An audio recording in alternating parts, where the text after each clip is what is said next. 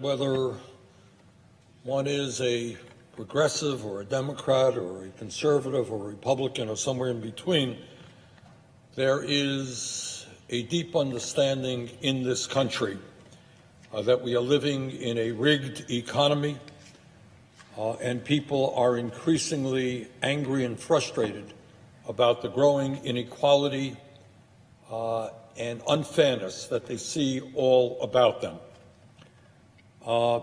It is hard to believe, but in the United States of America today, the top 0.1% now owns almost as much wealth as the bottom 90%. 0.1%, bottom 90%.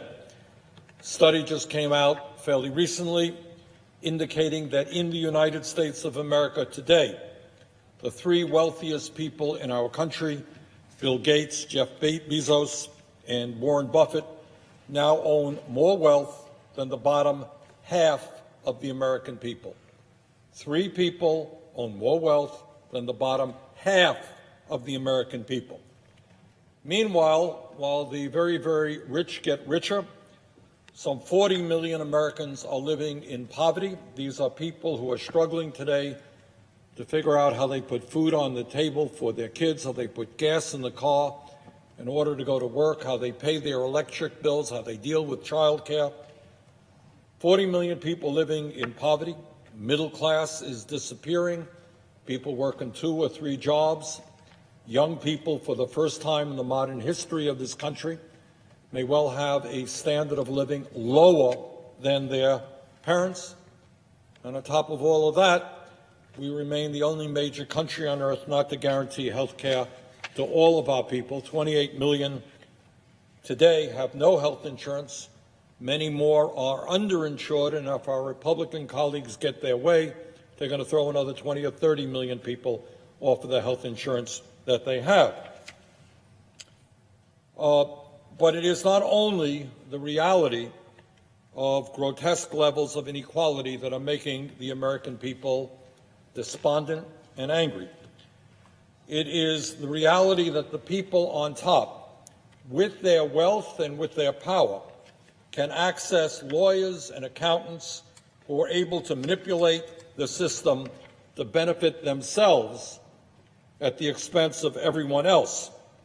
And that is the essence of what a rigged economy is about, and what I want to say a few words about today.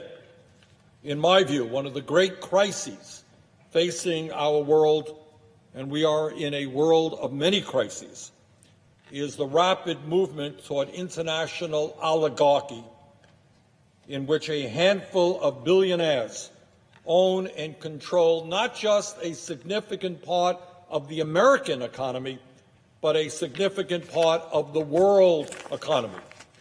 This is, needless to say, an issue that does not get a whole lot of discussion, because in general, the more important the issues are, the less discussion they get within the corporate media or within the political world that we live in here in the Congress. But let me reiterate that one of the great crises that we face is that a handful of billionaires are moving this entire planet toward an oligarchic society in which the people on top not only have incredible wealth, but incredible political power as well. On Sunday, just this last Sunday, a group of investigative journalists released over 13 million files known as the Paradise Papers, exposing just how horrific this situation has become. These papers show how a handful of oligarchs in the United States and throughout the world get richer by hiding their wealth and their profits offshore to avoid paying their fair share of taxes. The list of individuals implicated in the Paradise Papers include billionaires like the Koch brothers, Sheldon Adelson, Carl Icahn, and Robert Mercer. It includes large financial institutions such as Wells Fargo, Citigroup, and Bank of America. It includes large multinational corporations like Apple, Nike, and ExxonMobil. And it includes members of the Trump administration, like Secretary of State Rex Tillerson, Commerce Secretary Wilbur Ross, Chief Economic Advisor Gary Cohn, and Treasury Secretary Steve Mnuchin. Let's be clear. Offshore tax evasion is a major problem not just for the United States, but for governments throughout the world.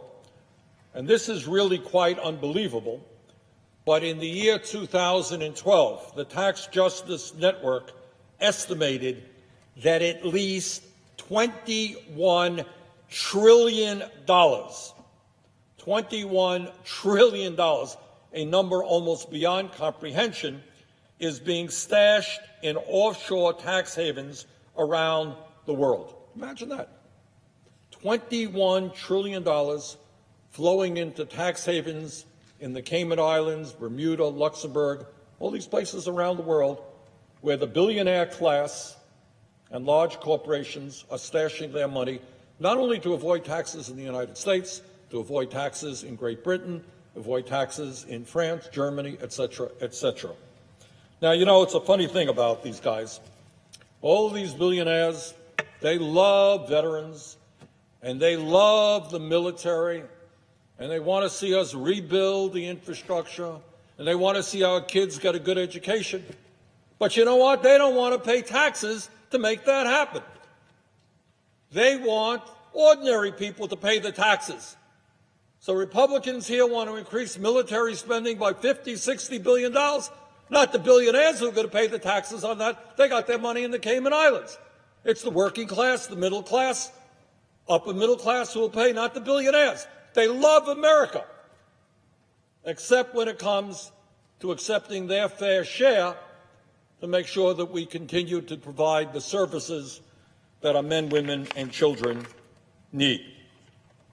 Now, the situation has become so absurd, and this is really how crazy it is, that one 5-story office building in the Cayman Islands is now the home of nearly 20,000 corporations. Now, as best I understand, this particular building in the Cayman Islands, it's called the Ugland House, is 5 stories. Now, I know that you could squeeze people into a building, you know, sometimes 3 or 4 people live in a room, but I think it's a little bit hard to understand how 20,000 corporations function in a 5-story building. And of course, the answer is 20,000 corporations do not function in this 5-story building. It's all a fraud. It's simply a mailbox address for 20,000 corporations who are in this building in order to avoid paying their taxes. They're stashing their profits and their wealth in corporations that use this building as a mailing address. Mr. President, in the United States alone, and I know we're busy talking about so-called tax reform here, but in the United States alone, offshore tax evasion cost our government about $166 billion in lost revenue each and every year. Now, that is money, it's a lot of money, that could be used to rebuild our crumbling infrastructure, our roads, our bridges, our water systems. $1 trillion, it's 8 or 9 years of that $166 billion, could create up to 15 million good-paying jobs. That is money that could be used to provide universal pre-K for our children so that when kids get ready to go to school, they'll be prepared to do the work there. But instead of cracking down on offshore tax schemes, President Trump and my Republican colleagues in Congress are working overtime to pass legislation that would make this absurd situation even worse. At a time when corporations are making record-breaking profits, my Republican colleagues want to slash taxes for companies that are shifting American jobs to China and American profits to the Cayman Islands. At a time of massive wealth and income inequality, President Trump and the Republicans in Congress want to cut taxes for billionaires by repealing the estate tax on families who inherit over $5.5 million. Mr. President, I think the American people grasp the unfairness and the absurdity of the Republican tax proposal. Top 0.1% owns almost as much wealth as the bottom 90%. Very, very rich are getting richer while the middle class is shrinking. And the Republican response is to give massive tax breaks to the top 0.2%. 0.2%. These are families like the Walton family, the wealthiest family in America, that owns Walmart, who would get up to a $50 billion tax break. The Koch brothers, who have enough money to spend hundreds of millions of dollars trying to elect right-wing candidates to Congress. Massive tax breaks for billionaires, and at the same time, an effort to throw up to 30 million people off of the health insurance they have. Massive cuts in education, in nutrition, and the programs that working families desperately need. Mr. President, instead of providing even more tax breaks to very profitable corporations and to billionaires in President Trump's cabinet, maybe, just maybe, it might be a good idea to go forward to close offshore tax loopholes and demand a fair, transparent, and progressive tax system. So I would hope that the American people are catching on, as I believe they are, to what a fraud the Republican tax proposal is. Today, 1 out of 5 major profitable corporations already pay zero in federal income tax. Now, you can't do much better than paying zero in federal income tax and be a profitable corporation. But that's what's going on. Republicans want to make that even worse. And then they want millions of middle-class people by the end of the decade to be paying more in taxes. That is absurd, and I hope the American people stand up and demand that we do not go forward with that proposal.